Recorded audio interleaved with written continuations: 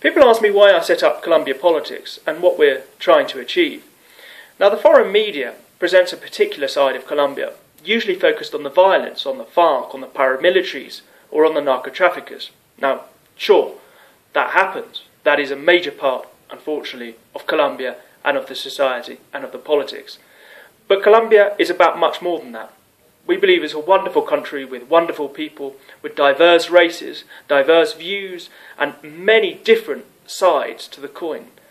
It's a very difficult country to understand, even for we who live here, even perhaps for Colombians born and raised here. There are many oddities, and we hope to show the true side of Colombia, or at least a more in-depth view of what Colombian politics are, and how Colombian politics affect the lives of real people here. Now, we won't always be able to present the whole story. There's simply not enough of us, and there are simply too many stories to tell in Colombia. But we want to present a different side of Colombia, and we hope that you'll enjoy this. Thanks very much.